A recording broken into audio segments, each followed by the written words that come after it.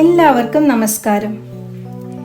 നിങ്ങളുടെ മനസ്സിന് ആകർഷണ ശക്തിയുണ്ട്, ഒരു കാന്തം പോലെ. നിങ്ങളോടൊരു കഥ പറയട്ടെ. ഒരു യുവാവായ റോഹൻ എപ്പോഴും നിഷേധാത്മകതയിൽ മുങ്ങിക്കുളിച്ചിരുന്നു. ജോലിയെക്കുറിച്ച് പരാതിപ്പെട്ടു, തൻ്റെ പരാജയങ്ങൾക്ക് മറ്റുള്ളവരെ കുറ്റപ്പെടുത്തി. ജീവിതം അവനോട് അനീതി കാണിക്കുകയാണെന്ന് വിശ്വസിച്ചുകൊണ്ടിരുന്നു. അവൻ എന്ത് ചെയ്താലും പ്രശ്നങ്ങൾ തുടർന്നുകൊണ്ടേയിരുന്നു. മോശം ബന്ധങ്ങൾ, സാമ്പത്തിക പ്രശ്നങ്ങൾ, അവസാനിക്കാത്ത മാനസിക സമ്മർദ്ദം. ഒരു ദിവസം റോഹന്റെ ബുദ്ധിമാനായ മുത്തശ്ശൻ അവന് 2 കുട്ടകൾ കൊടുത്തു. ഒന്ന് മനോഹരമായ സുഗന്ധ പുഷ്പങ്ങളാൽ നിറഞ്ഞതായിരുന്നു. മറ്റേത് ചീഞ്ഞളിഞ്ഞ പഴങ്ങളാലും നിറഞ്ഞിരുന്നു. മുത്തശ്ശൻ റോഹനോട് പറഞ്ഞു, കണ്ണടച്ചുകൊണ്ട് നന്നായി ഒന്ന് ശ്വസിച്ചു നോക്കൂ. എന്നിട്ട് പൂക്കളുടെ കുട്ട മുന്നിൽ വെച്ചു കൊടുത്തു. റോഹൻ പൂക്കളുടെ സമീപത്തിരുന്ന് ആഴത്തിൽ ശ്വസിച്ചു. മധുരമായ സുഗന്ധം അവന്റെ മനസ്സും ശരീരവും പുതുക്കി. പിന്നീട് അവന്റെ മുമ്പിൽ ചീഞ്ഞ പഴങ്ങളുടെ കുട്ട വെച്ചു.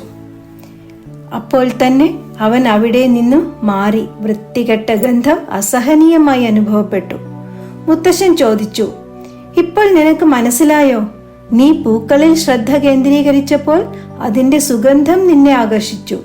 പക്ഷേ നീ കുപ്പയിലേക്ക് ശ്രദ്ധിച്ചപ്പോൾ അതിന്റെ ദുർഗന്ധമാണ് നിന്നെ ആകർഷിച്ചത്. നിന്റെ മനസ്സും അങ്ങനെയാണ്.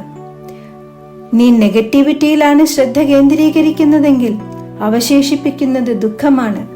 പക്ഷേ നീ പോസിറ്റിവിറ്റിയിലേക്ക്, നന്ദിയിലേക്ക്, പരിഹാരങ്ങളിലേക്ക് നിന്നെ പരിശീലിപ്പിച്ചാൽ നിന്റെ ജീവിതം മാറി വരും. അത് റോഹന്റെ ജീവിതം മാറ്റിമറിച്ച ഒരു നിമിഷമായിരുന്നു. പ്രശ്നങ്ങളിലേക്ക് ശ്രദ്ധ കൊടുക്കുന്നതിന് പകരം അവൻ അവസരങ്ങളെ അന്വേഷിക്കാൻ തുടങ്ങി. പരാതിപ്പെടുന്നതിന് പകരം നന്ദിയോടെയും പ്രതീക്ഷയോടെയും ജീവിക്കാൻ തുടങ്ങി. ചുരുക്കത്തിൽ അവന്റെ ജീവിതം അതിശയകരമായി മാറി. നിങ്ങളുടെ മനസ്സിന് ആകർഷണ ശക്തിയുണ്ട്.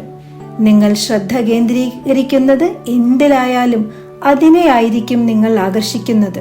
അതിനാൽ ചിന്തിച്ചു നോക്കൂ, ഇന്ന് നിങ്ങൾ എന്ത് ആകർഷിക്കാൻ തിരഞ്ഞെടുക്കുന്നു? നന്ദി, നമസ്കാരം.